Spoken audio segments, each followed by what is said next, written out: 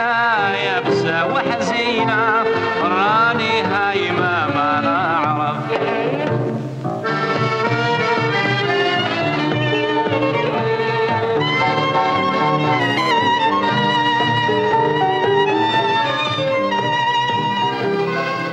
Des mots de minuit numéro 6, heureux de vous accueillir dans cette émission. Manière de voir, dans un instant je recevrai James Salter, écrivain américain qui a une vie sans doute très riche. Elle est à brûler dans un livre qui vient de paraître.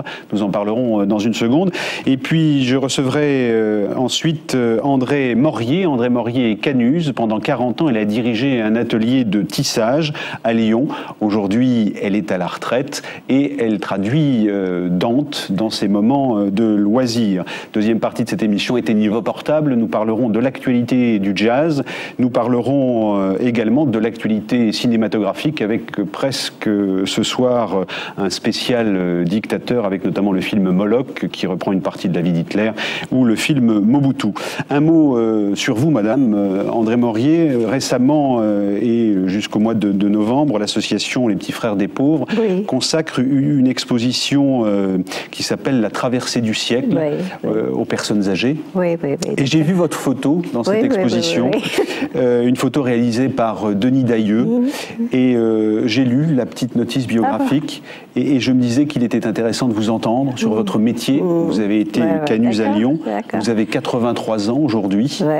Et j'aimerais qu'après avoir entendu James Salter, on parcourt un peu votre vie. Voilà, c'est ça. Et puis qu'on parle aussi de votre loisir. Essentiel actuellement, qui est de traduire Dante. Oh ben, pas toute la journée. Hein. On imagine que c'est difficile. Pas toute la journée. Hein. James Salter, on commence manière de voir avec vous. Première question, qui êtes-vous? Avez-vous lu le livre? Oui, mais donc vous avez... qui suis-je? Bien, je suis américain, écrivain. J'ai seulement quelques années de retard par rapport à Madame Morier. J'ai écrit un certain nombre de romans et je suis heureux de pouvoir dire que ces romans sont récemment sortis en France. Il y avait donc un livre de nouvelles, American Express, et ensuite deux romans. Un sport et un passe-temps. Et l'autre, Un bonhomme parfait. Et maintenant, mon éditeur vient de publier ce livre. Je vous posais cette question en fait parce que votre vrai nom n'est pas James Salter, hein, initialement. Vous êtes aujourd'hui un écrivain. Avec ce que vous venez de dire et avec ce qu'on lira tout à l'heure en extrait, on s'en apercevra. Mais vous avez été aussi pilote, donc je ne sais pas qui j'ai face à moi. Est-ce que j'ai James Horowitz, puisque c'est votre nom, votre vrai nom? Est-ce que j'ai James Salter définitivement? Vous êtes devenu James Salter parce que quand vous étiez pilote de chasse, on ne pouvait pas forcément écrire et vous êtes caché pour écrire vos premiers livres. Bon, bien, c'est un petit peu compliqué. Alors, tout d'abord, lorsqu'un écrivain prend un nom, pas un nom, bon, c'est pas, ça se fait assez souvent, c'est assez courant. Dans une certaine mesure, ce nom devient le véritable nom de l'écrivain. Et c'est donc ce qui m'est arrivé. Deuxièmement, alors vous, bien que ça soit évoqué en détail dans le livre, les années où je pilotais remontent à il y a plus de 40 ans, donc je reconnais que c'est écrit là, mais vous en parlez par rapport à son importance dans ma vie aujourd'hui, mais ça n'a aucun sens puisque ça remonte très loin, c'est de redresser ses dents ou l'époque où on jouait au foot au collège, ça remonte très très loin.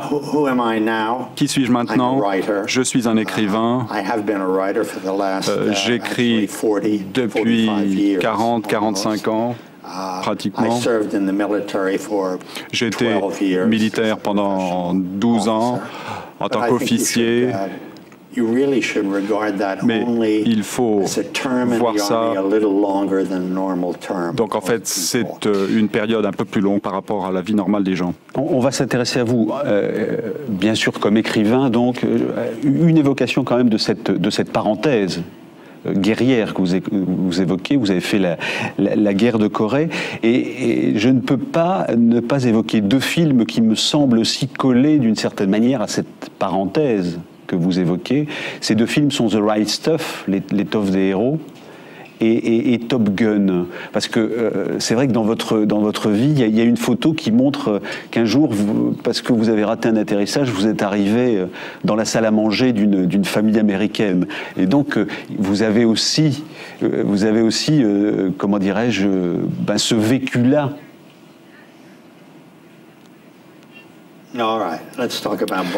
D'accord, parlons de ma jeunesse. Brièvement, hein, shortly. Shortly.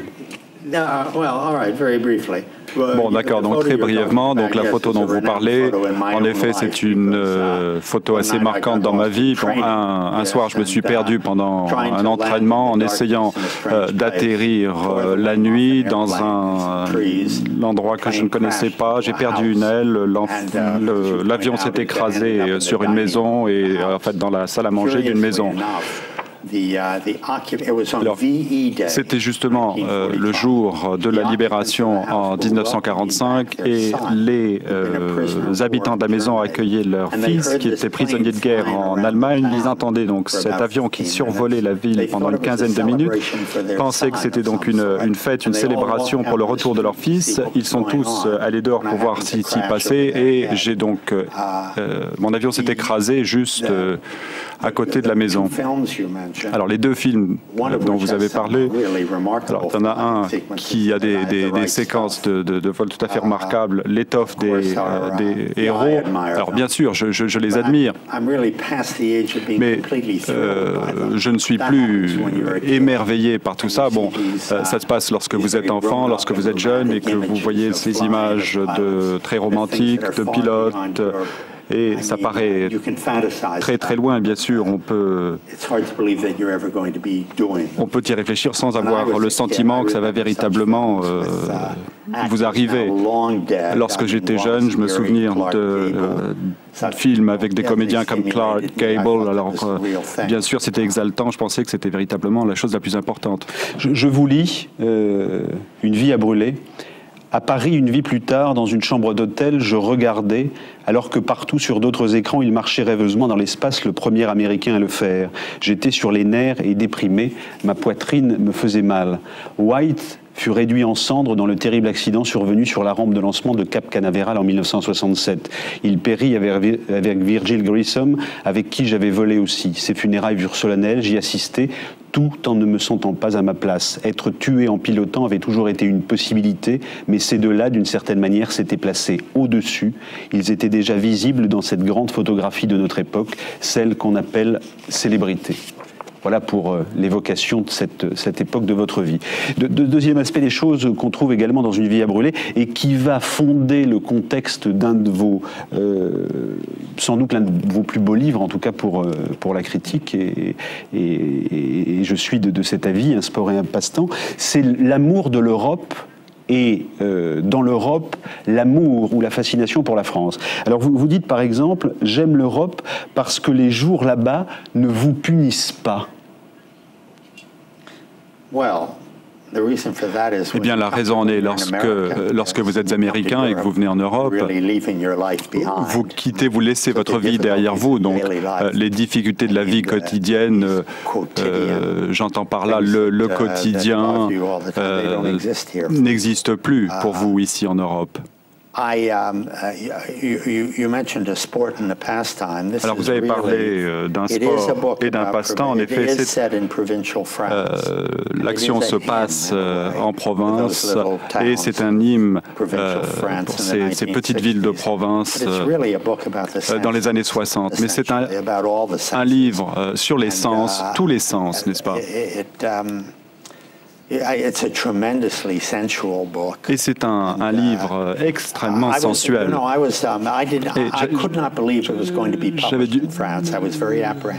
J'avais du mal à croire qu'il allait être publié en France. J'appréhendais, je me disais non, ça ne va pas du tout plaire aux Français. Ils vont se demander qui est cet écrivain, qui écrit cela. Il ne connaît absolument rien sur la France, mais j'étais assez surpris par son accueil. Je vous lis 2 fois. Première fois dans Une vie à brûler, à propos de la France. Beaucoup s'est émoussé, mais pas l'incomparable goût de la France qui m'a été donné pour que je m'en souvienne à jamais. Je connais ce goût, les phares jaunes qui ruissellent le long de la route la nuit, les petites villes sur la rivière, les matins brumeux, penser à tout ce qui s'y était passé, les notes qui le confirmaient et l'ont rendu impérissable. Voilà ce que vous dites sur la France. Et donc la France, c'est votre... elle inspire votre grand livre, Un sport et un passe-temps. Et je voudrais vous lire dans ce que vous dites de la sensualité de la France et de cette sensualité qui collerait si bien à ce pays. Un homme et une femme s'aiment, lui est américain, il s'appelle Dean, et il rencontre une jeune femme qui a 18 ans, et ils vont vivre un amour féroce, violent, très dur. Vous avez dans toute votre écriture beaucoup de sensualité, vous êtes très cru quand il s'agit de parler de la sexualité, et vous mariez admirablement les deux, la France et la sensualité, dans ces quelques lignes. L'eau ruisselle. Dans la salle de bain, il la tourne, admiratif. Elle est très complaisante une fois déshabillée. Elle bouge sans se faire prier à son seul toucher. Elle est très belle, mince, un peu de poils sombres entre les jambes. Ils se tiennent debout sous la douche, ils se nichent à plat là où se joignent ses fesses. Une douche atroce. Ils se sentent incapables de bouger, mais il commence à lui savonner les seins qui luisent comme des phoques sous l'eau. Il lui frotte le dos. Entre les omoplates, la peau a des éruptions de petits points rouges. Il passe le gant dessus. C'est bon pour eux, lui dit-il. Une auréole de lumière se reflète du plafond. Il a une érection qui, il en est persuadé, ne disparaîtra jamais. Il l'a enveloppée dans une énorme serviette, douce comme un peignoir et portée jusqu'au lit. Ils sont étendus dessus en diagonale et il commence à ouvrir la serviette, à l'ôter comme un bandage. Sa chair apparaît, sentant encore un peu le savon. Ses mains flottent sur elle. La somme de petits actes commence à les unir. Le pur calcul de l'amour. Il se sent entrer en elle. Son dernier souffle, c'est presque un soupir, la quitte. Sa gorge blanche apparaît. Lorsque c'est fini, elle s'endort sans un mot. Dean reste étendu à ses côtés. La vraie France, pense-t-il. La vraie France, il est perdu dedans, dans l'odeur des draps. Le matin suivant, ils le refont. La lumière est grise, il est très tôt. Son haleine est mauvaise. C'est pas mal, c'est pas mal. Non, j'aime bien, c'est agréable à entendre, il y a d'agréables moments. La serviette, enlever un bandage, la gorge blanche, tout ça c'est agréable. Ce n'est que dans le dernier instant que c'est véritablement, que ça a un rapport avec la France. La scène aurait pu se passer n'importe où. Mais donc, pour être plus pertinent, bien sûr. Bon, là, je cite Lawrence Durrell. Lorsqu'on tombe amoureux d'un de ses habitants, la ville devient un monde, et de même, lorsque vous tombez amoureux d'un de ses citoyens, vous pensez que vous commencez véritablement à connaître le pays, n'est-ce pas? C'est ce que je dis.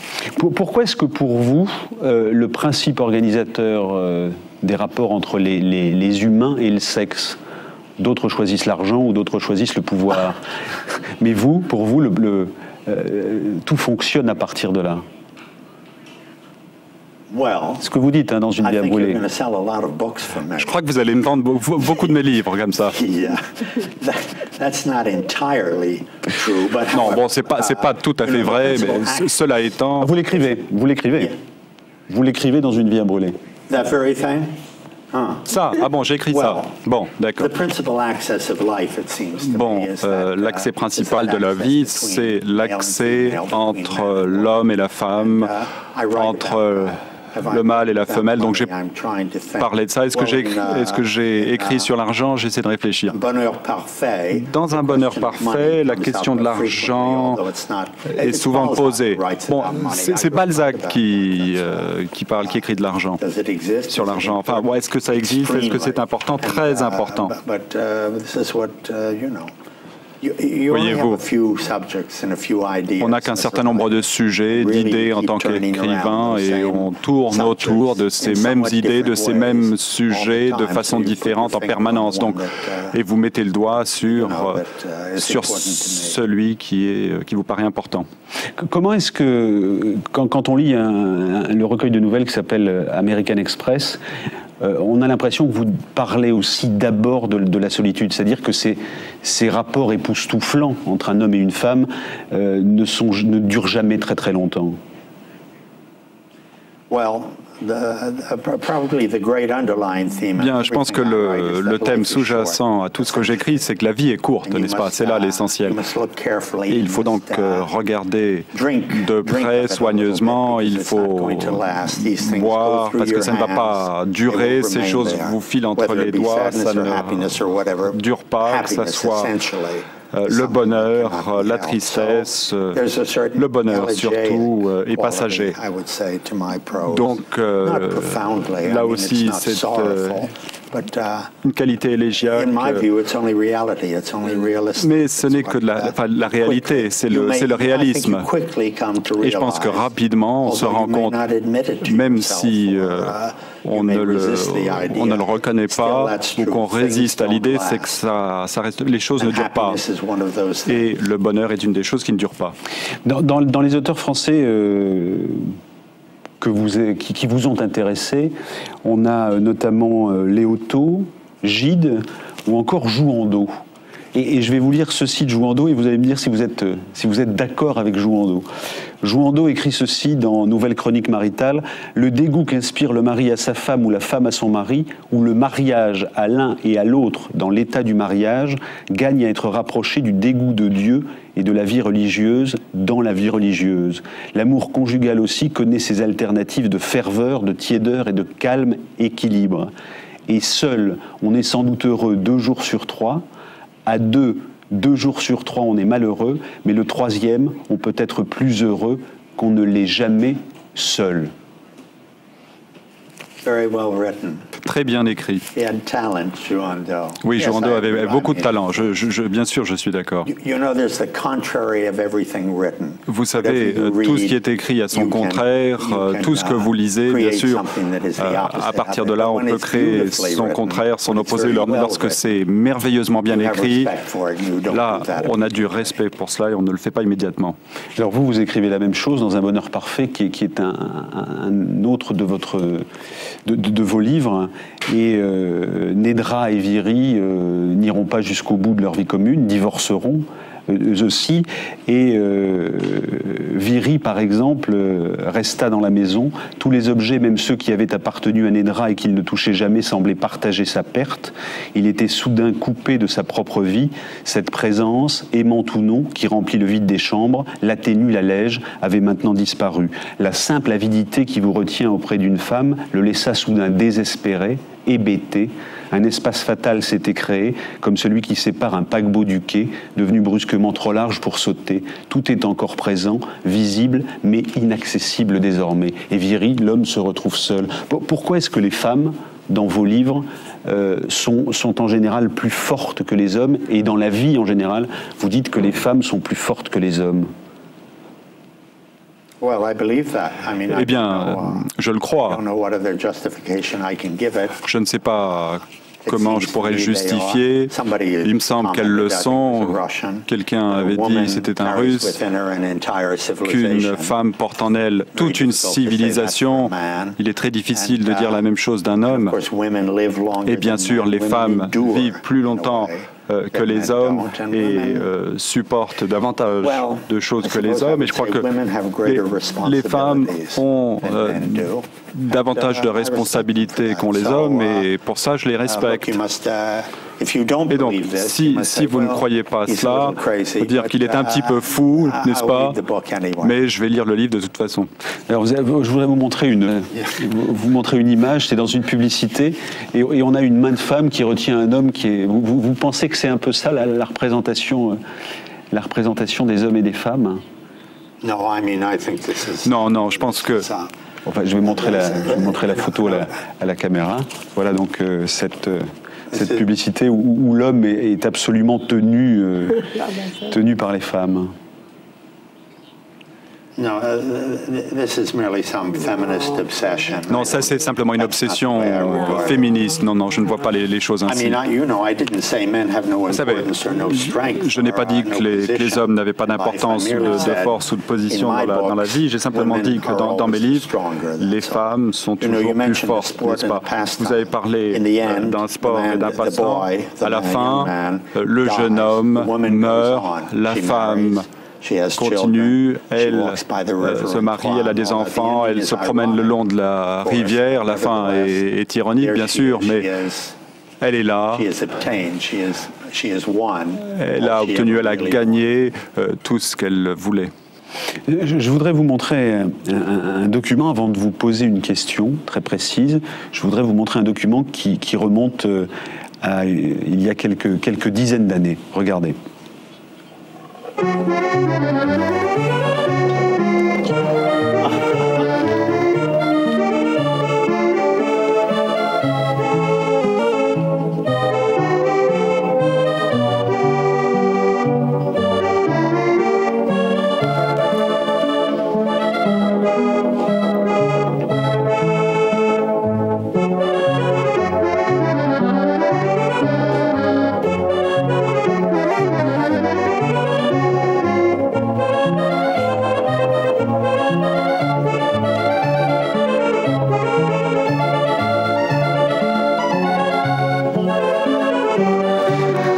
Voilà.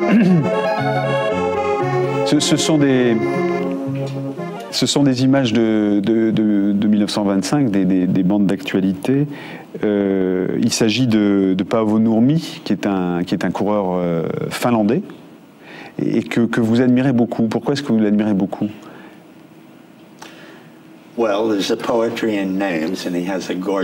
Eh bien, il y a de la poésie dans les noms. Il a un nom magnifique. Je crois qu'il a remporté des médailles d'or dans 3 Jeux olympiques. Il a couru dans une course qui est une des courses les plus difficiles. Je crois que c'était les 10 000 ou les 15 000 mètres. Et comme vous pouvez voir, non seulement faut-il courir, mais il faut courir à un rythme soutenu. Les Finlandais ont un mot pour cela, je crois que c'est sisu, ce qui signifie une combinaison de force et d'endurance. Et donc c'est pour cette raison que je l'admire. On aurait pu parler donc d'un chanteur brésilien que j'admire autant. Je n'ai jamais été coureur moi-même. Mais vous courez quand même. Vous courez. Oui, mais je cours comme moi. Vous courez, oui, vous courez sans doute mieux que moi. Moi, je cours pour garder la forme. La question était la suivante. Qu'est-ce que c'est qu'un héros aujourd'hui? Aujourd'hui? Ou pour vous? Pas forcément aujourd'hui, mais c'est vrai que entre Nurmi ou Hemming, qui est l'alpiniste que vous admirez beaucoup aussi, qui sont emblématiques pour vous. Qu'est-ce qu'un héros aujourd'hui? Est-ce que c'est vraiment Nurmi ou Hemming, l'alpiniste? Tous deux sont des héros. Je dirais, pour moi, ce qui distingue un héros à mes yeux, c'est qu'ils doivent posséder une certaine dignité, n'est-ce pas, en plus de leur capacité à faire des actes héroïques, sans quoi je suis un petit peu déçu. Bien sûr, nous avons des héros. Mais l'époque de l'héroïsme classique semble quelque peu révolu. Nous avons beaucoup de moi. Bien sûr, les héros s'expriment davantage qu'auparavant. Il n'y a plus cette humilité et cette modestie qui faisait partie de l'héroïsme. J'aime bien voir un héros se comporter ainsi. Pourquoi est-ce que vous dites aussi qu'un héros, c'est d'abord quelqu'un du quotidien? Et que l'héroïsme aujourd'hui, c'est sans doute dans la vie de tous les jours?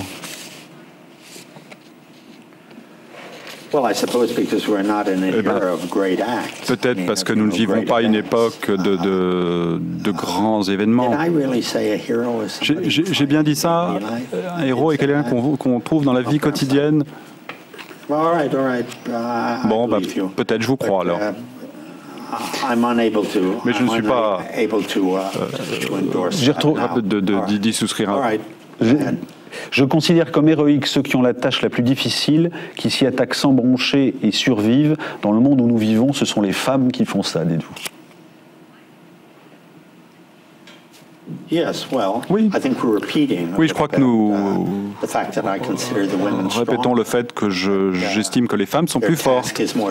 Leur tâche est plus difficile et le fait qu'elles soient à même de l'accomplir m'impressionne. J'aimerais qu'on dise un mot aussi sur le cinéma, puisque vous avez été pilote, vous avez fait la guerre de Corée, vous êtes aujourd'hui, depuis 40 ans, écrivain, mais vous avez aussi travaillé pendant une bonne dizaine d'années pour le cinéma, vous avez approché Polanski, vous avez filmé Redford, vous avez réalisé vous-même, vous avez eu des prix, et pourtant aujourd'hui on a l'impression que, comme être pilote de ligne, le fait d'être cinéaste ou de travailler avec le cinéma est une parenthèse fermée aussi pour vous?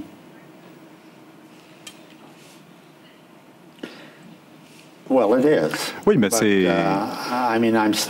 c'est du passé tout ça. Mais néanmoins, je reste fier et j'aime bien songer à l'époque où je pilotais. Pour moi, les films étaient un petit peu plus décevants. Au bout du compte, c'est peut-être pas de leur faute, mais en fait, le film appartient au comédien, à l'acteur, et sinon pas à l'acteur, au réalisateur, alors que le scénariste, lui, est loin derrière. Vous partagez peut-être pas ce sentiment ici en France, mais ce sont les réalités. En Amérique, je n'ai jamais véritablement fait partie de l'industrie du cinéma. J'étais simplement un écrivain qui écrivait des scénarios. Et au bout du compte, il y avait un certain nombre de raisons qui m'ont amené à être déçu de tout cela. En fait, c'était surtout le gâchis, la quantité de travail qui n'aboutit pas ou que l'on jette tout simplement pour des raisons qui n'ont rien à voir avec la qualité du travail, mais pour d'autres raisons, n'est-ce pas? Les exigences du comédien, du réalisateur, enfin peu importe. Est-ce que vous considérez que le cinéma, c'est l'ennemi de la littérature? Oui. Cela étant, ils ne sont plus un ennemi important puisqu'il n'y a plus de lutte, il n'y a plus de combat maintenant. Qui a gagné? Enfin, je pense que c'est évident, n'est-ce pas? La littérature n'est plus primordiale maintenant. Bien sûr, la littérature sera toujours importante, mais a perdu sa prééminence, n'est-ce pas? Et c'est une question de progrès de la société, la façon dont les choses évoluent, n'est-ce pas? On ne peut pas le regretter, on peut simplement dire les choses sont ainsi. Pourquoi? Pour plusieurs raisons, mais c'est la réalité. J'ai deux dernières questions à vous poser. La première sur la littérature.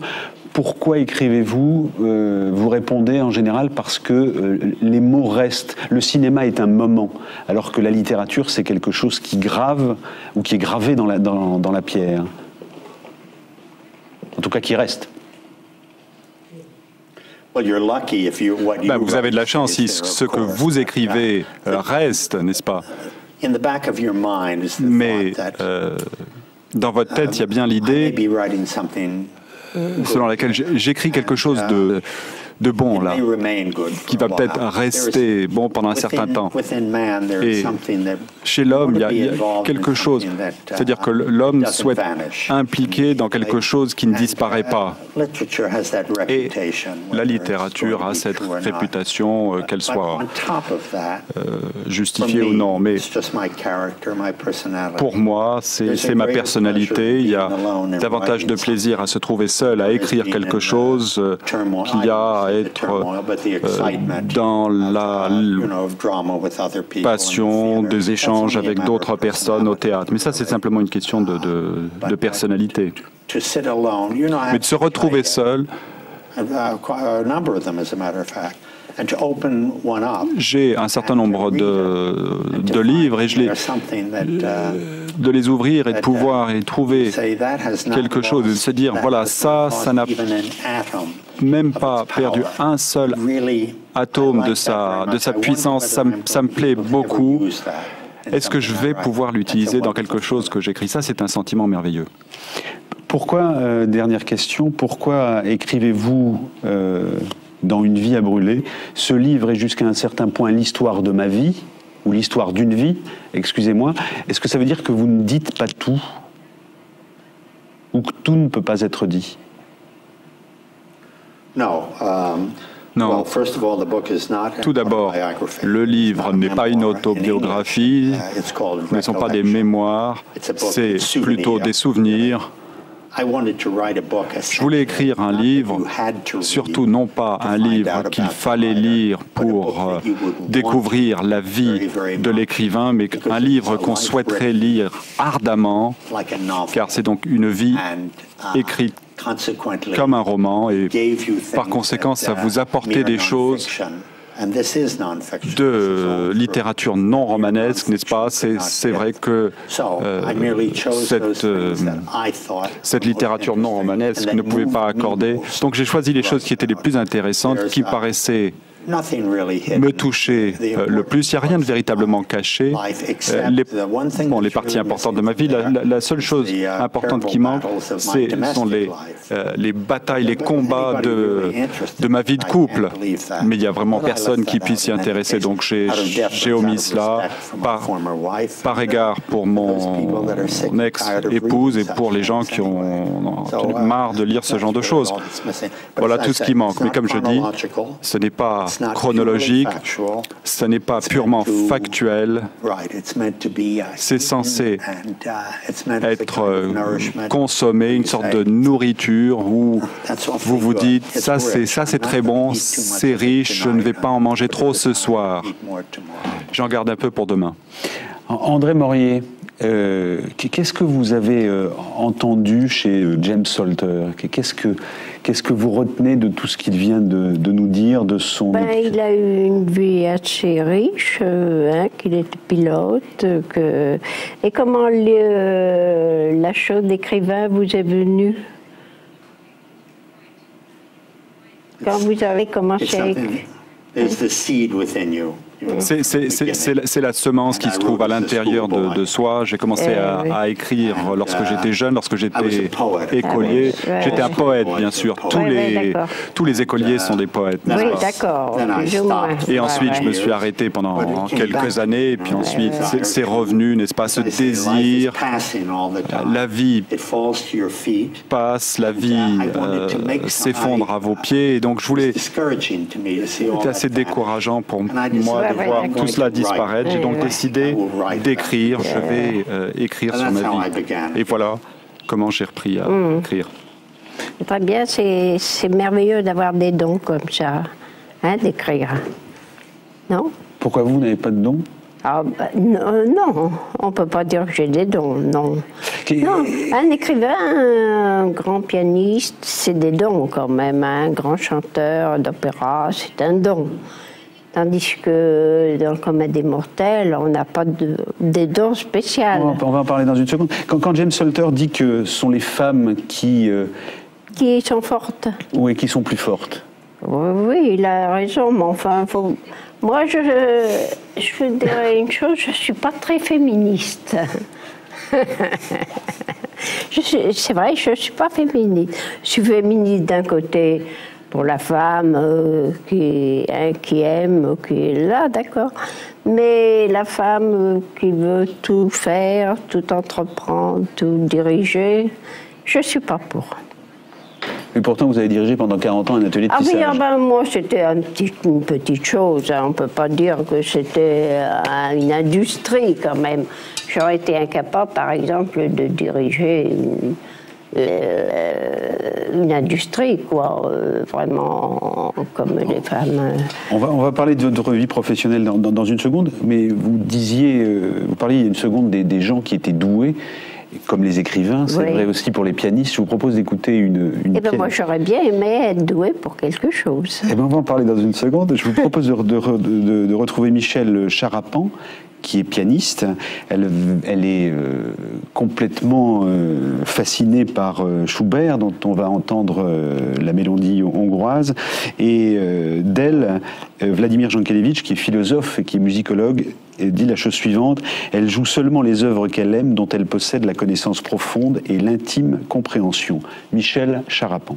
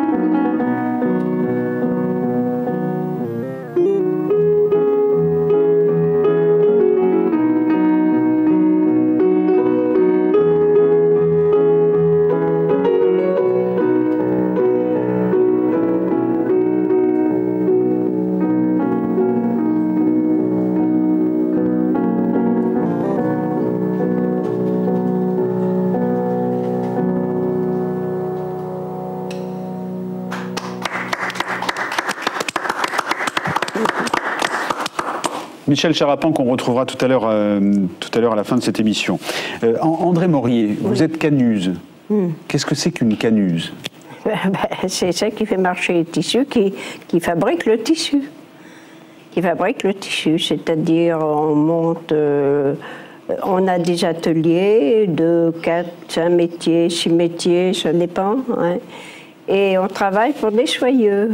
Les soyeux nous donnent le travail et nous donnent la matière, hein. Les fils, les chaînes, ce qu'on appelle les chaînes, c'est des gros rouleaux où les fils sont enroulés. Et là, on les détend sur le métier. Alors, on va parler tout à l'heure de votre métier.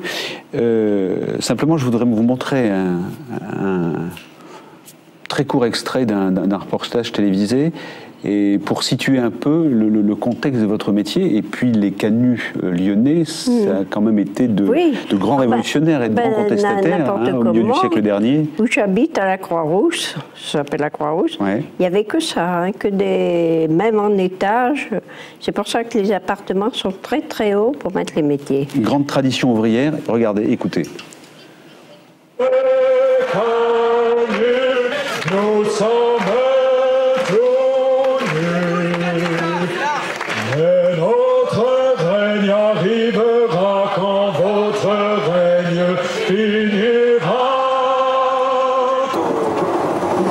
alors c'est une toute petite chose, vous avez reconnu le Premier ministre, le futur Premier ministre, Lionel Jospin, qui chantait les canuts. Ah bon?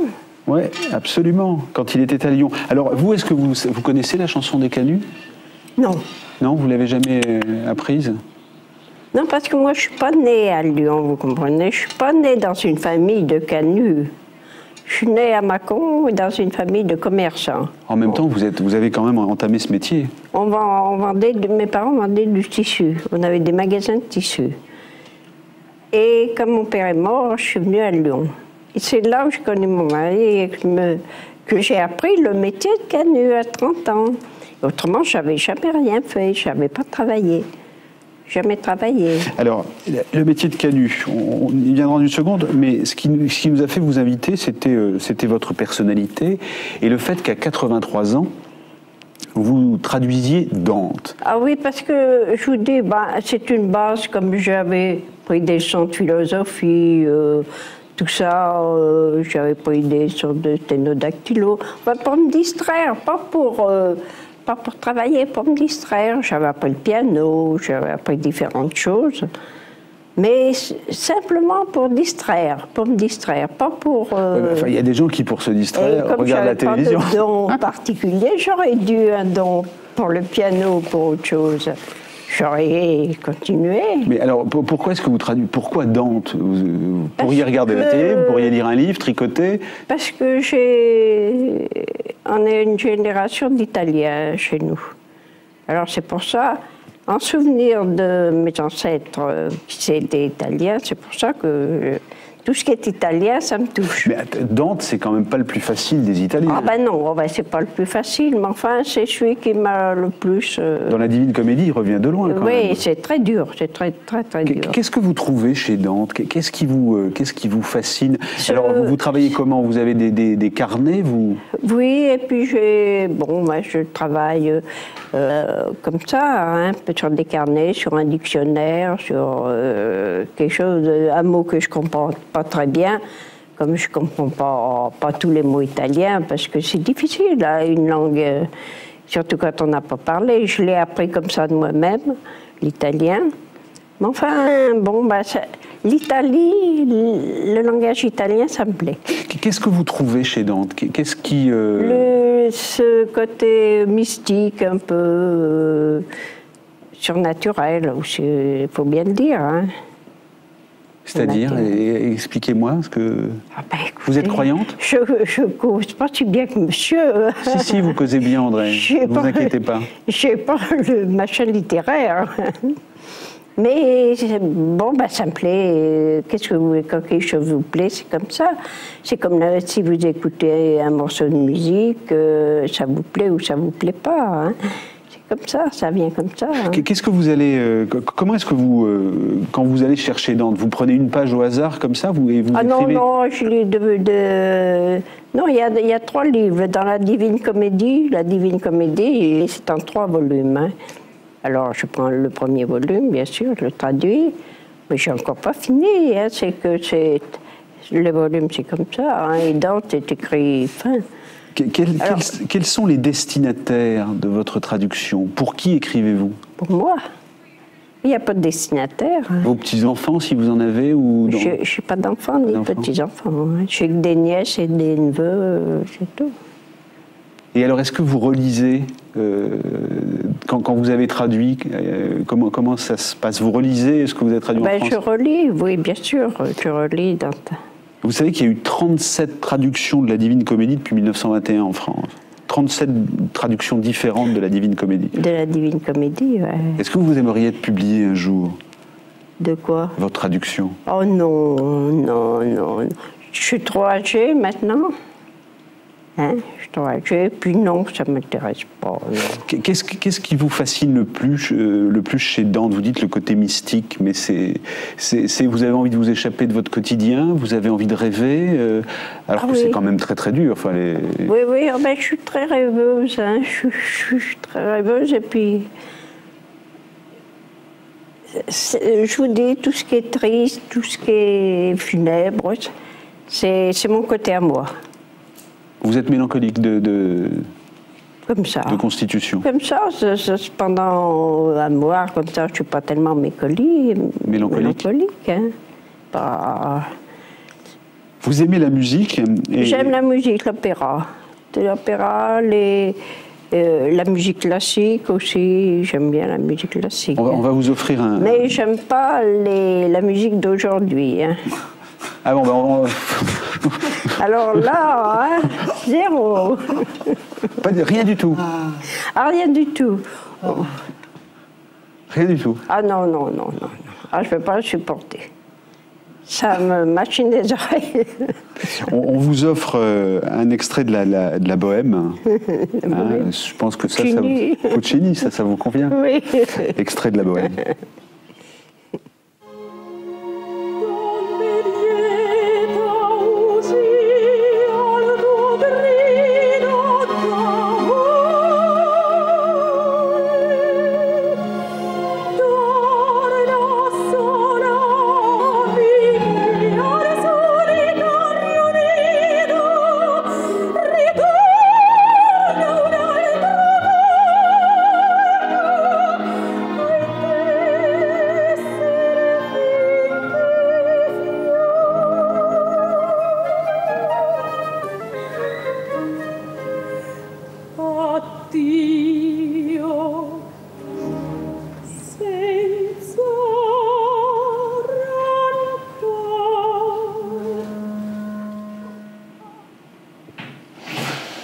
Vous aimez donc l'opéra, donc tout ce qui est italien en fait. Là on écoutait Leontina Vaduva, c'est un enregistrement de décembre 98, mais la Bohème est reprogrammée cette saison à l'opéra au mois de décembre avec la même interprète. Et où est-ce que vous trouvez l'opéra quand vous voulez écouter l'opéra chez vous? Quand je veux voir l'opéra, mais il y a un opéra à Lyon. Et vous y allez régulièrement? Oh non, pas régulièrement, non. Oh non, maintenant que je suis âgée, pour sortir le soir, hein, c'est pas pratique. Vous vivez seule? Ah oui, je suis seule. J'ai des nièces, mais elles ne sont pas à Lyon. Hein. Votre métier, alors, maintenant, pendant 40 ans, vous avez, venant de Mâcon, vous avez tissé. Oui, oui. Quels sont les grands moments de votre métier? J'utilise le mot grand moment à dessein, puisque vous dites « Être heureux, c'est travailler et être aimé. Sans amour, le travail semble long. C'est aussi le respect de soi et des autres. » Ben oui. Oui, ben c'est-à-dire que ma mère s'aimait beaucoup. C'était la passion, quoi, un peu. Alors, d'ailleurs, c'est pour ça que je fais ce métier, autrement, j'aurais jamais fait ça. C'est par amour pour votre mari que vous avez... J'aurais jamais fait ça, j'avais jamais travaillé, puis c'est un métier très, très dur. Hein. Quel souvenir vous en gardez? Quand vous parlez de pénibilité, c'est-à-dire qu'on travaille des heures et des heures, 12 à 15 heures par jour, à une époque? On travaille depuis 7 heures du matin jusqu'à des fois 7-8 heures du soir. Hein. Et le samedi et le dimanche, on travaillait. Parce qu'on travaille pour des soyeux, vous comprenez? Les soyeux, Et quand il y a des pièces pressées, il faut travailler. Et si jamais le métier se détraque, comme toutes les mécaniques, si on passe une journée, pour récupérer, on est obligé de travailler longtemps. Longtemps, et le samedi et le dimanche. Des fois le dimanche matin. Ouais. Et après, quand il est mort, j'ai travaillé toute seule. Alors là, j'avais un gareur qui venait, mais que le soir, alors. Et passé un moment, il y avait un curé de la paroisse de Saint-Denis, là. Il passe un jour et il rentre chez moi. Il me dit... Moi, je ne savais pas que c'était un curé, comme ils sont habillés maintenant en civil. Hein. On ne les reconnaît plus. Hein. Il me dit, je peux regarder? Je lui dis, écoutez, regardez, monsieur. Hein. Ah, ben alors bon, j'arrête le métier parce que ça fait tellement de bruit, je n'entendais rien à ce qu'il disait. Alors il me dit comme ça, je regarde mon métier à tisser parce que mon père était métier, mais à la campagne. Alors il me dit, vous travaillez toute seule? Bon, je dis oui, parce que oui. Oh, ma pauvre dame, alors je vais vous envoyer quelqu'un. Alors il m'a envoyé un bénévole, un ancien qui vous a donné un coup de main. Qui m'a aidé pendant 2 ans par là. Alors le bruit qu'on entendait, on voyait des images d'illustration du métier à tisser, c'est le biste en claque. Le biste en claque, oui. Clac, clac. C'est-à-dire la navette qui passe et qui fait du bruit, vous comprenez. Et alors, il y a des taquets. De chaque côté, vous avez un taquet. Alors, ça pousse la navette comme ça. Ça la repousse de l'autre côté. C'est ce qu'on appelle le biste en claque. Pourquoi est-ce que... Enfin, on imagine que vous étiez fatigué, mais pourquoi est-ce que vous avez arrêté? Aujourd'hui, vous n'avez plus du tout de contact avec... Ben, il n'y en a plus. Mais à Lyon, c'est fini, ça. Ça subsiste un peu pour la mémoire et pour l'anecdote. Il y a des musées, il y a le musée des canuts, là, il y a la maison des canuts aussi, et puis, où ils font des démonstrations. Puis ils travaillent aussi un peu pour Versailles ou des... Oui, oui. Oh, mais c'est-à-dire que quand j'ai arrêté, j'avais 72 ans, et puis... Vous avez commencé à 30 et vous avez jusqu'à 72 ans, vous avez été canuse. À 72 ans, j'ai arrêté, et je voulais même pas arrêter. Mais je ne trouvais plus, à ce moment-là, la soirée avait presque disparu. J'étais la dernière qui restait à la Croix-Rousse. Et je ne trouvais plus de gareur. Et le gareur, c'est celui qui gare les métiers. Et il s'occupe de la mécanique, quoi, et puis des dessins, Donc vous avez arrêté, le métier en état. Vous avez arrêté à Contrecœur? J'ai arrêté à Contrecœur. Et là, j'ai eu une dépression. Et une assistante sociale, c'est comme ça que j'ai connu les petits frères. Qui vous ont aidé? Qui vous ont aidé? Qui m'ont soutenu un peu, quoi. Qui m'ont aidé parce que j'avais fait une dépression, comme je n'avais pas l'intention d'arrêter. Mais si vous ne trouvez plus de personnel, vous ne pouvez plus travailler. Quels sont les meilleurs souvenirs que vous conservez de 40 ans de métier à tisser? Les souvenirs, vous savez, c'est... Enfin, ou les souvenirs, ou en tout cas, qu'est-ce que ça... Quand on vous entend parler d'amour par rapport au travail, qu'est-ce que ça voulait dire? Quels sont les meilleurs moments ou quels sont les meilleurs états dont vous vous souvenez quand vous tissiez? Les meilleurs états, vous savez, c'est d'abord quand on est assez jeune. Faut pas être très jeune pour connaître le bonheur. Hein. Il faut avoir déjà un certain âge, moi, je crois. Hein. Bon, c'est un point de vue à moi. Hein. Expliquez-nous ça, c'est-à-dire que quand on est jeune, on ne peut pas connaître le bonheur, c'est le 3e âge. Le bonheur, c'est le 3e âge. Non, je n'ai pas dit le 3e âge. Hein. J'ai dit à 40 ans, 35, 40 ans, hein, 40 ans. Mais c'est vrai, quand on est jeune, on n'est pas tellement... C'est vrai, c'est pas pareil. Hein. Surtout quand on se marie avec un monsieur plus jeune, plus vieux. Plus vieux. Oui, j'avais 17, 18 ans de moins que mon mari. Hein. Alors bien sûr, il est mort beaucoup avant, bien sûr. Et vous avez repris les affaires, ou l'affaire? Alors là, ça a été aussi la dépression. Vous êtes quand même mélancolique, mais en même temps, vous pétez quand même de santé si vous me passez la trivialité. Comment? Vous pétez de santé, vous avez l'air en pleine forme. Ah bah oui, écoutez, je suis jamais malade. Je n'ai jamais été malade, pour ainsi dire. J'ai eu des rhumes, des bronchites. Vous avez dirigé combien de personnes dans votre atelier? J'avais deux, j'avais une tordeuse et puis un gareur. Et puis moi. On était trois. Hein. C'est dur d'être la patronne? Ah oui, c'est dur, c'est moi la patronne. Oh non, non. Avant les Canuts, c'était vraiment un village. C'était... Ils s'entraidaient entre eux, on s'entraidait. Entre nous, on s'entraidait. C'était pas comme maintenant. Est-ce que, enfin, dans ces 40 années chez les Canuts, est-ce que les Canuts sont quand même ces ouvriers qui, au milieu du 19e siècle, ont entamé les révoltes populaires et les révoltes ouvrières? Est-ce que cette mentalité de la contestation ou de la revendication existait toujours à votre époque? Oui, bien sûr, mais quand même moins qu'à un certain moment. Parce qu'alors là, à ce moment-là, c'était encore les enfants qui se mettaient aux cordes, vous savez, c'était vraiment... Ça se faisait en famille. Et puis les salaires étaient vraiment... bas. Les soyeux, ils ont gagné de l'argent. Mais pourquoi? Sur le dos des Canuts, hein, c'est sûr, hein, c'est sûr. Donc il y avait des batailles à mener. Alors bien sûr, il y avait des batailles à mener. Bon, après, ça s'est quand même amélioré. Quels sont les travaux dont vous êtes la plus fière? Quels sont l'ouvrage? On faisait beaucoup de soins naturels avec des fils d'or. Hein. Alors là, on faisait de très très jolis tissus. Avec des véritables or. Hein. C'était pas de la dorure, hein. C'était de l'or. Alors là, il fallait faire attention de ne pas en gâcher. Hein, parce que... Alors on le fait aujourd'hui encore un peu pour les châteaux. Alors on a travaillé pour le Japon, on a travaillé pour...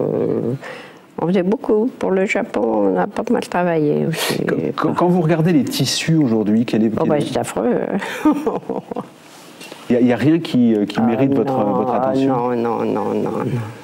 Rien du tout? Ça n'a rien à voir avec avant. Hein. Comment vous faites aujourd'hui pour choisir un tissu? Comment? Vous, quand vous avez à choisir un tissu, comment? Écoutez, moi, je m'habille en confection, en principe. Hein. Maintenant, un tissu, c'est fini. Il n'y a plus de marchand de tissu, même. C'est rare, hein, quand il y a un marchand de tissu, c'est rare. Hein. Et avant, vous travailliez pour vous aussi, pour vous habiller ou des choses comme ça? Non, je faisais faire. Hein. Et dernière question, quel est le meilleur souvenir de votre... quel est l'un des moments très importants de votre vie professionnelle? Tous? Tous les moments étaient importants. Mais est-ce que c'est quand vous êtes à... une année plus que l'autre. James Salter, qu'est-ce que vous avez entendu d'André Maurier? Qu'est-ce que vous retenez de ce qu'elle a dit, de sa passion et de sa vie? Elle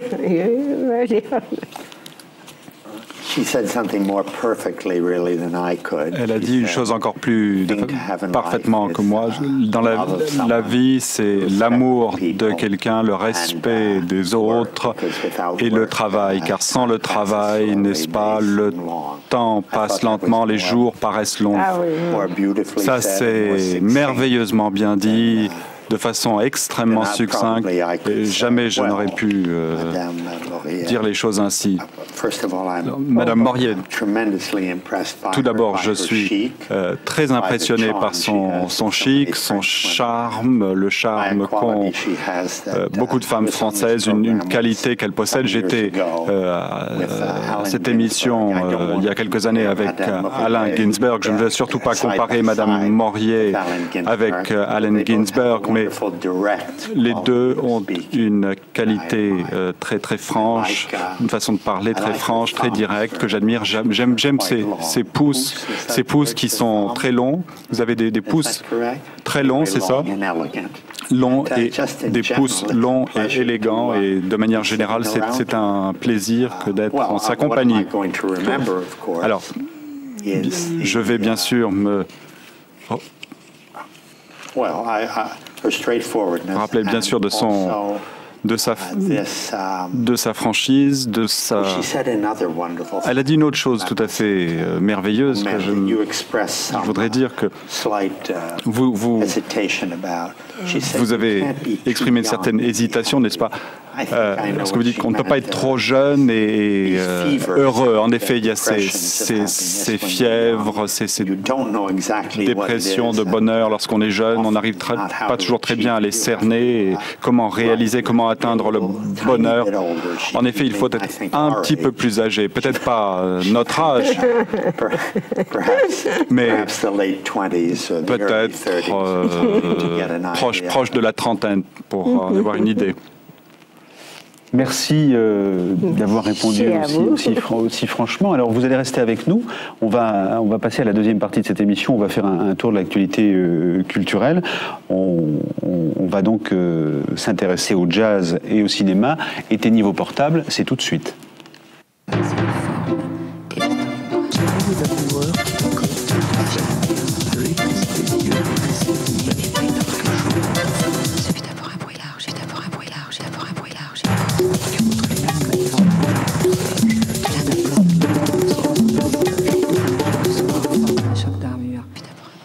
Éteignez vos portables, l'actualité culturelle de Démos de minuit numéro 6. Aujourd'hui, nous allons parler chansons réalistes. On va parler également avec Eric Borg, rédacteur en chef de Zo, qui est un nouveau mensuel consacré au cinéma, 10 francs dans les kiosques. On va donc parler de l'actualité cinématographique avec Jean-François Bizot de Nova. On parlera du jazz avec notamment Randy Weston. À l'affiche, en concert du 19 au 31 octobre au Théâtre du Tourtour à Paris, Céline Cossimon qui interprète ce soir Sous les cils. C'est l'un des titres de son premier album qui s'appelle Folies ordinaires, chanson réaliste Sous les cils.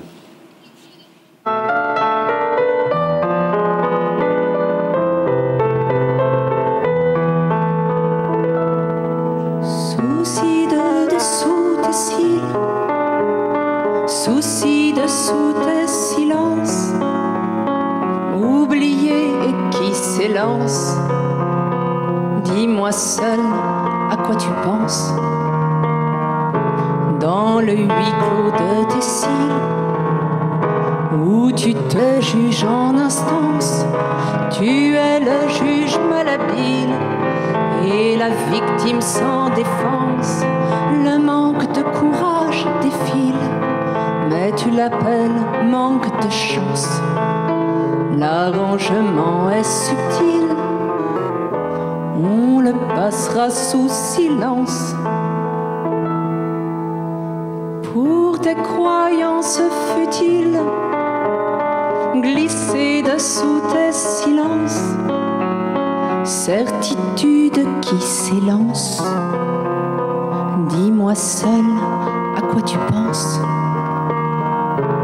Tu es le juge malhabile, perdant son âme et conscience, quand les soupçons se distillent au hasard de tes méfiances. Tu es celui qui vacille sous le poids de sa violence, quand les aveux se profilent, muets dessous tes silences.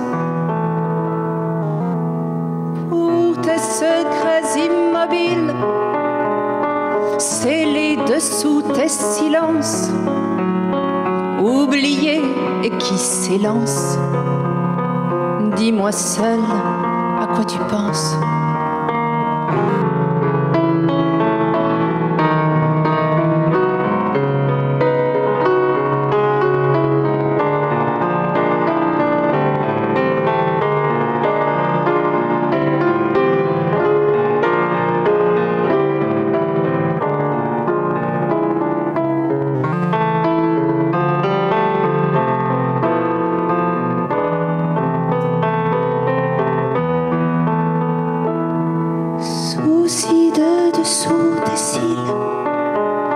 Souci dessous tes silences, oublié et qui s'élance. Dis-moi seul à quoi tu penses.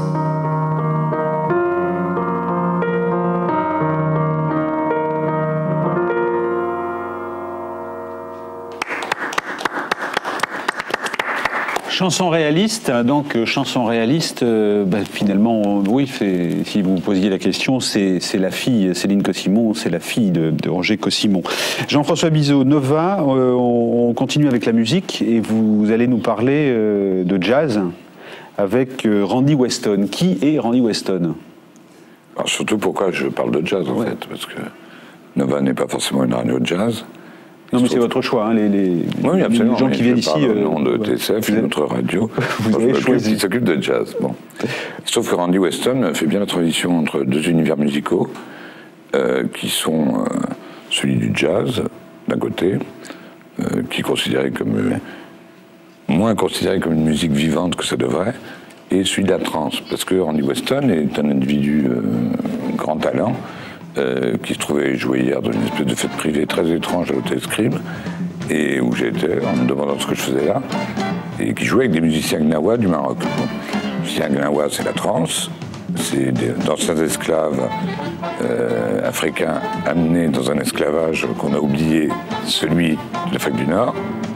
Et Randy Weston a fait le pèlerinage à travers Tanger, où il aurait pu rencontrer des écrivains d'une certaine époque, pour arriver à rencontrer des esclaves de l'autre route. Il y avait la route de l'Atlantique, que Randy Weston a vécu, enfin, que les ancêtres de Randy Weston ont vécu. Et puis, il s'est tombé sur deux rythmes, celui du jazz et celui des gnawa.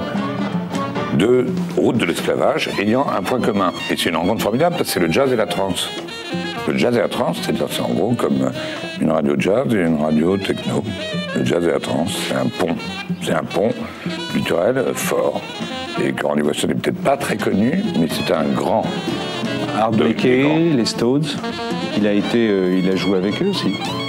Enfin, aujourd'hui, des très grands, il n'y en a pas tant que ça. Ouais. Connus. D'ailleurs, il n'est même pas connu. Donc, limite, c'est pour ça que je suis là. D'ailleurs, finalement, c'est pour parler du fait qu'il n'est pas connu. Et son album s'appelle Shapira? Oui, il y a celui-là, puis il y a celui qui a fait en piano solo qui est génial, qui s'appelle Marrakech. C'est vrai qu'il a eu de la chance parce qu'il est tombé sur un label, Verve à Paris, qui avait les moyens pour produire, comme souvent ça a été le cas, des musiciens de jazz un peu délaissés aux États-Unis. Il est de grande envergure, ce personnage. C'est pour ça qu'on m'a dit, voulez-vous venir parler de quelqu'un d'autre que vous? Et d'un seul coup, je me suis plié automatiquement à lui. Alors, André Maurier, la trance... Chez les canuts, il y a un rythme du métier qui est comme une percussion. Ch'tac, ch'tac, ch'tac, ch'tac, ch'tac. C'est vrai? Oh, vous connaissez rien, là. Vous savez pas. Je sais pas grand-chose. Déceler. Ça gauche, je sais pas grand-chose. Vous savez pas déceler la musique qui se dégage. Du métier? Ouais. Bah, tous les métiers dégagent leur musique. Ben voilà. Donc, Randy Weston, James Solter, le jazz, c'est quelque chose qui a fonctionné avec vous, ça correspondait à... Oui, mais là je ne suis plus, je connais pas Randy Weston, la musique trance. Oui, Duke Ellington, bien sûr. Même style. Il doit être vraiment un musicien, un très grand musicien. Donc vous êtes arrêté à Duke Ellington. Oh, sure. Donc Randy Weston, et s'il y avait... Il a the same left hand, il a la même main gauche que Duke Ellington. The Duke knew how to do. And very economical on the right hand.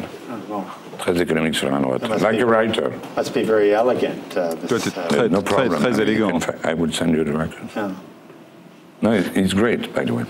S'il y avait un deuxième... Comme un écrivain. Une deuxième musique à retenir, on retiendrait quoi? Ou deuxième... En ce moment? Ouais. Des kilomètres? Il y en a trop ou il n'y en a pas assez? Dans quelle musique? Dans le jazz? Trop. Toute musique confondue. Des choses qui sont aussi fortes que Randy Weston. C'est terrifiant ce que vous me dites, parce qu'il va falloir que je fasse une liste interminable. Ah non, mais un choix, un seul, Jean-François. Il y a beaucoup de talent et peu d'exposition du talent. C'est un des problèmes de notre époque. Oui. Un seul, rapport au jazz, dans les DJ par exemple. Bah, il y a un DJ qui essaie de faire un mariage avec le jazz, par exemple. C'est pas toujours parfait. Moi, j'ai vu en concert l'année dernière. Il est de Detroit. Il a un rapport au free jazz. Il avait mis un saxo et une batterie. Il s'appelle Carl Craig. Donc c'est de faire la fusion entre les machines modernes, mais il y en a. Lui, c'était intéressant, ouais, parce que des fois, c'est parfois plutôt, excuse-moi de parler comme ça, c'est fabriqué, quoi. Là, c'était fort. Sur la scène française, on parle de gens aussi comme Alex Goffer, etc. Moi, c'est pas mal, Alex Goffer, oui, il était bien. Non, ils sont... on le met dans le listing aussi?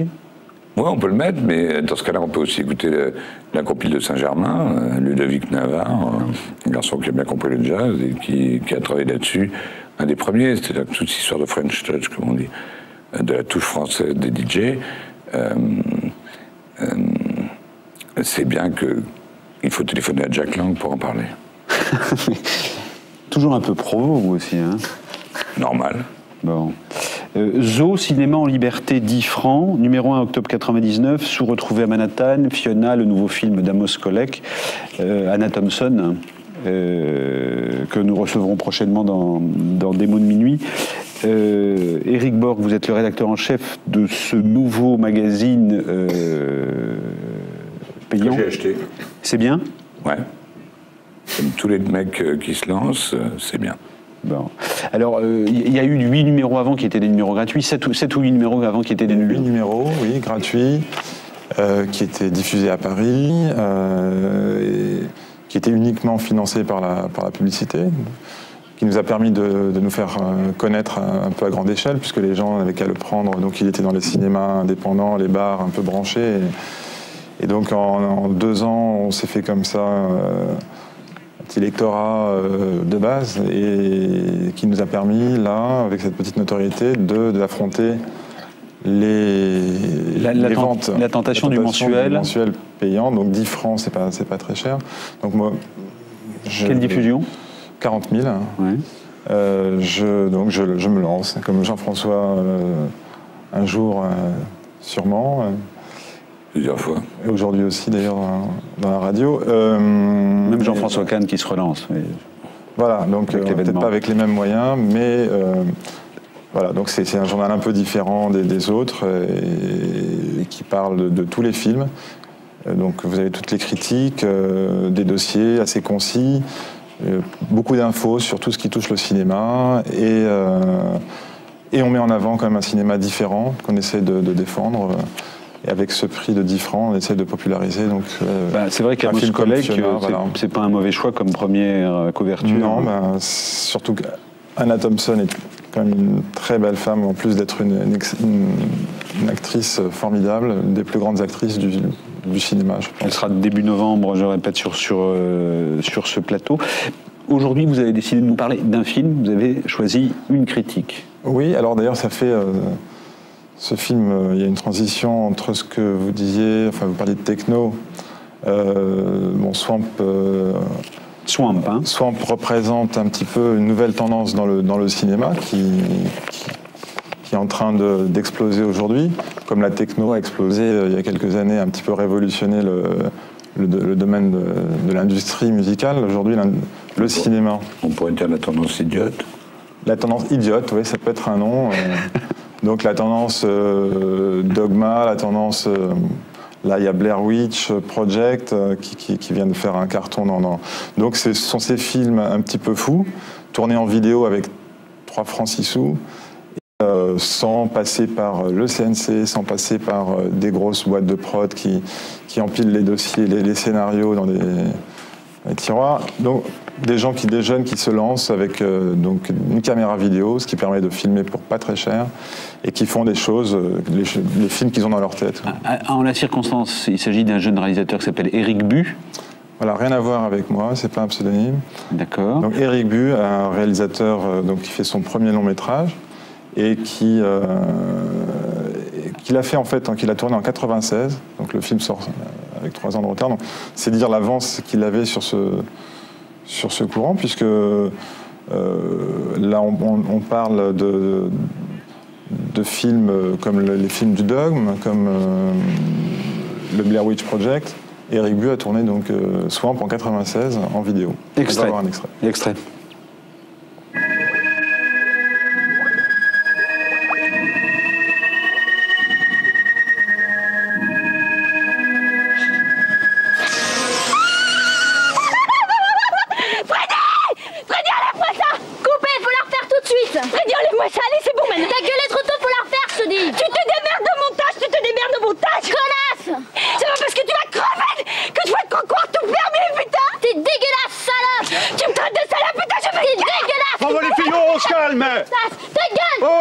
où ça va. Hein. C'est, enfin, un mot de l'histoire, c'est une toute jeune réalisatrice qui essaie de faire un film d'épouvante parce qu'elle veut ressembler à son père qui est lui-même réalisateur. Voilà, en fait, c'est l'histoire du tournage de ce film. C'est une jeune enfant qui a... Voilà, c'est la petite histoire. Donc, elle a gagné un concours, une association humanitaire qui aide les enfants malades, les enfants condamnés par la médecine à réaliser leur rêve le plus fou. Donc faire un film, par exemple. Un film, voilà. Donc, et elle usurpe la place d'une autre. Et... Voilà, c'est la petite histoire. Ouais. Bon, il faudra aller voir le film pour ça, mais en gros, c'est d'abord une comédie qui est très drôle. Et donc un hommage au film gore, puisque là on vient de voir une scène. C'est vrai que se retrouver avec des asticots sur le bide, c'est pas drôle. C'est horrible. Donc le film gore, qui est un genre très méconnu, par le grand public. Sauf Cronenberg. Sauf Cronenberg, oui, c'est vrai que c'est un des rares qui arrive à imposer ce cinéma-là dans le grand public. Donc là, Éric Bu nous montre le tournage d'un film de série Z, complètement horrible. Vous écrivez dans votre critique ceci: Éric Bu joue l'humour sur toutes les gammes, poétique, réaliste, noir, sitcom, avec des personnages qui évoluent sans cesse et nous surprennent au fil du récit. Ainsi, Alain, le cuisinier moche et balourd que l'on croyait condamné aux faveurs coupables de la main gauche, lance à propos des deux jolies petites amies qu'on lui découvre à la fin du film: moi aussi j'ai le droit d'avoir une vie sexuelle. Ça cloue son bec à tous les Welbeck, non ? La galerie de portraits est donc époustouflante. Vous avez aimé, hein, manifestement. Absolument, oui. C'est une comédie qui est drôle. C'est un film qui a rempli son contrat. C'est un sitcom, je dis sitcom, mais c'est au sens le plus noble du terme. Parce qu'on a tendance à... C'est moderne. Voilà, on a tendance un petit peu à... Enfin, la France n'est pas spécialiste du genre, mais il y a des sitcoms américains où... Ça essaye. Ils font des gros en France, ouais, ça, je regarde pas trop, mais... donc c'est très drôle, c'est très... André Maurier, est-ce que vous allez parfois au cinéma? Oh, rarement. De temps en temps, quand même? Oui, de temps en temps, mais rarement. Vous avez vu un film récemment? Non. Non, à part le Titanic, là, que j'avais vu. Un classique? Bon, un classique, comme vous dites. Et est-ce que quand vous ne traduisez pas Dante, vous regardez un peu la télévision? Oh non, je la regarde pas souvent, la télévision. Vous regardez je ne m'intéresse pas à la télévision. Vous allez regarder des mots de nuit, quand même. À part les informations, un petit peu après, mais... Et vous, James Salter, Moi, je suis âgée, qu'est-ce que vous voulez faire? Et vous, James Salter, le cinéma, vous allez au cinéma? Not much. Pas beaucoup. Non. Voilà. Alors, on va vous... des mots de minuit, on a retenu deux autres films que l'on vous conseille. Un peu de silence. Que l'on vous conseille. C'est Moloch d'Alexandre Sokourov, qui a eu le prix du scénario à Cannes 99. C'est une fiction qui met en scène... le printemps 1942, et Hitler s'accorde une journée de repos avec Eva Braun et ses principaux lieutenants. Donc, en fait, on va voir un extrait de ce film où tout ce beau linge, si j'ose dire, est en train de manger. Regardez, extrait du film Moloch d'Alexandre Sokourov. Vielleicht möchte jemand etwas Leichenartiges. Leichentee zum Beispiel? Nein, mein Führer, niemand möchte. Man könnte auch über etwas anderes reden. Ich bin richtig hungrig. Auf dem Land hat man immer Hunger. Und in der Stadt hat man immer Lust zu arbeiten. Danke. Wenn man diese beiden menschlichen Bedürfnisse in einem vereinigen könnte, hätten wir einen harmonischen Menschen. Bitte sehr. Der kommt von weit. Er ist schon unter uns. Lecker. Schmeckt richtig gut. Ja. Er ist schon hier. Er ist hier, ganz nah. Natürlich ganz nah. Vielleicht Hängt das mit der Rassenzugehörigkeit zusammen, mein Führer? Nein.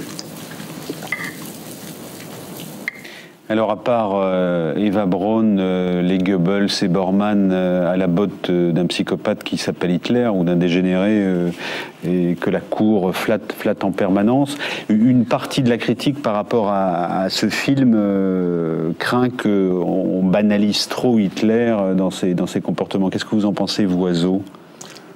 Alors, Azo, on n'a pas de pensée officielle, commune et obligatoire. Quand nommez-vous, mais moi, en fait, le critique, donc il y a une critique de Moloch qui est plutôt positive dans Zo. C'est vrai que Sokourov a beaucoup de talent. C'est un film qui est très beau plastiquement et très intéressant. Moi, c'est un film qui me pose un petit problème, c'est que j'ai eu tendance à trouver Hitler plus sympathique qu'avant avoir vu le film.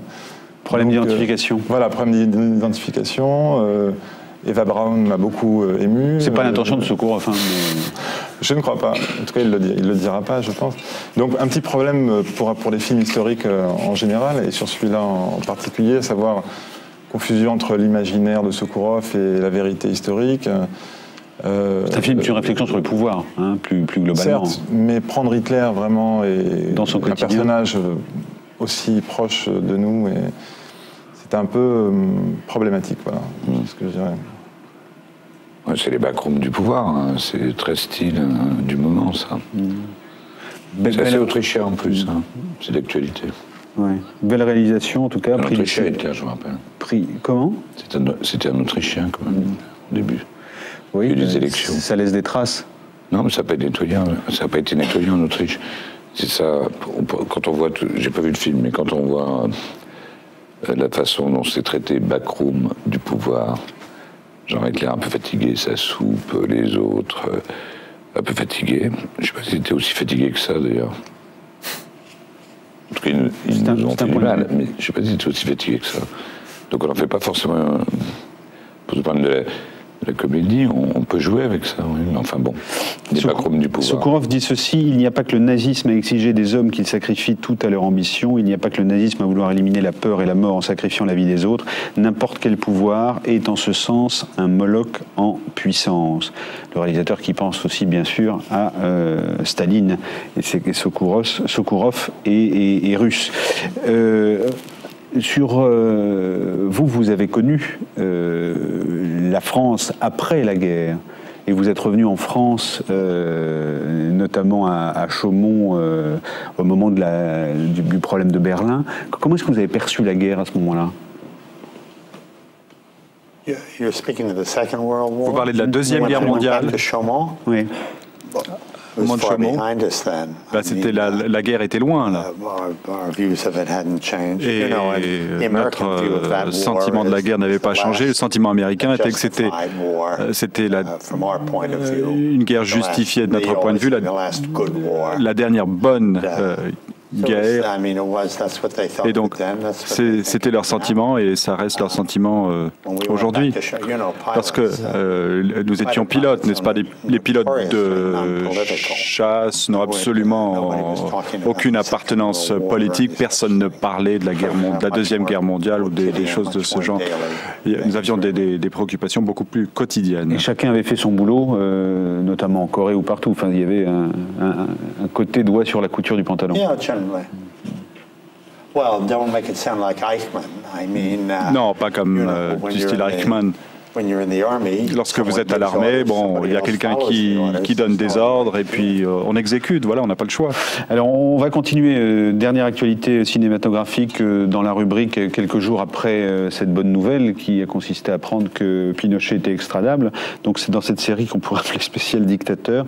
Il y a un très beau documentaire qui sort actuellement et que nous avons choisi, un documentaire de Thierry Michel qui est consacré à Mobutu, au roi du Zaïre. On va en voir quelques images. Il s'agit de retracer l'explication de l'ascension et de la chute de cet homme dont l'un de ses proches dit dans ce film « Il parle comme un homme, mais c'est un fauve. Depuis, il est mort ». Extrait de ce film de Thierry Michel, Mobutu, roi du Zaïre.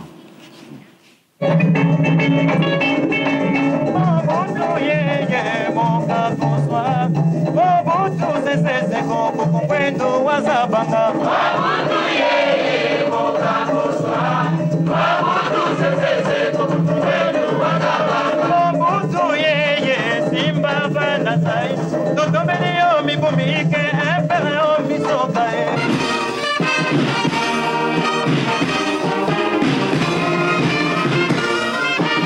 Thank you, sir. Mon cher ami,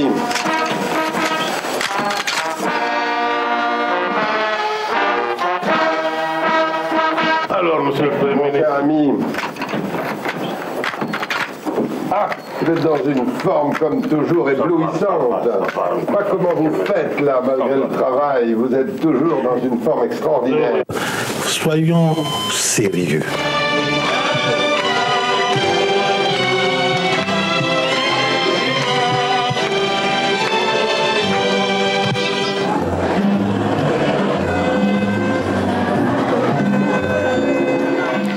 La sinistre comédie du pouvoir, de l'argent et des ambitions et des poignées de main. Jean-François Bizot, vous avez vu le film? Non, on en a parlé dans Nova Magazine, mais je ne l'ai pas vu, j'ai envie de le voir. Ouais. Moi, j'ai été au Zaïre 2-3 fois, puis après je suis pas retourné, parce qu'il n'y avait plus de visa pour moi. C'était bien organisé. Alors, ce qui était génial, c'était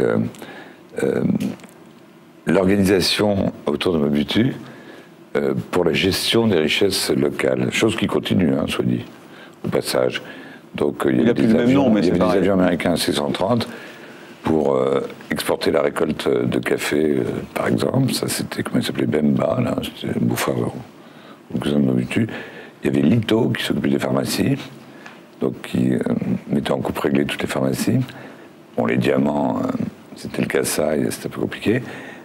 Comme on voit aujourd'hui, parce que là, il y a une nouvelle partition des richesses, c'est-à-dire il faudrait rentrer dans le redécoupage du Zaïre qui a lieu en ce moment, et les frontières entre les Rwandais, les Ougandais et les Zérois associés au Zimbabwe. Enfin, c'est bien compliqué tout ça. Ça n'a pas tellement changé avec notre ami Kabila. Mais il y avait une richesse incroyable, tout à fait organisée dans l'entourage de Mobutu et découpée en rondelles, et exporté par avion entier. Des avions de café, ça fait bizarre. L'achat des avions C-130 avec d'énormes valises de billets à Bruxelles. Enfin, il y avait plein de trucs marrants, enfin marrants. Hein. Oui, pour un journaliste, pour écrire un livre. Un peu comme ce film, des trucs marrants, parce qu'on est halluciné quand on voit ça. Donc on dit marrant. Et puis alors, et pour conclure, cette image qui passait systématiquement à la télévision, c'est-à-dire qu'on montrait les nuages, et puis Bokassa, la tête de Bokassa qui arrivait comme ça. De Mobutu. Non mais on confond, vous avez parlé de diamants, il y en avait aussi ailleurs en Centrafrique. Enfin bon, donc, voilà. On oublie tout le reste. On oublie tout le reste, pardon. On a vu quelqu'un, là, mais pas l'autre. C'est pas l'autre. C'est chez nous, ça. Schématiquement, c'est le même panier. Donc on voit la tête de Mobutu arriver dans les nuages, et comme ça, ça montre au bon peuple que cet homme est un dieu, finalement. Il était un peu obligé de se dire, parce qu'il sortait d'une guerre civile incroyable, à laquelle il avait participé. Il fallait pacifier. Il fallait tenir les frontières, ce qui est quand même tout le problème sur l'Afrique, qui est de dire tenons les frontières à coûte que coûte, quels que soient les peuples qui sont coupés en rondelles par les frontières, depuis le traité de Berlin en 1884, excusez-moi. Merci André Morier, merci James Solter, merci messieurs les critiques de nous avoir accompagnés dans des mots de midi. Non, c'est des mots de minuit, c'est bientôt midi, mais c'est tout à l'heure. On va retrouver Michel Charapan au piano pour un moment musical de Schubert. Vous serez en concert, madame, le 21 et le 22 octobre à 20h30 au théâtre du Conservatoire national supérieur d'art dramatique de Paris, et ce concert sera enregistré et deviendra un CD. Moment musical de Schubert, Michel Charapan.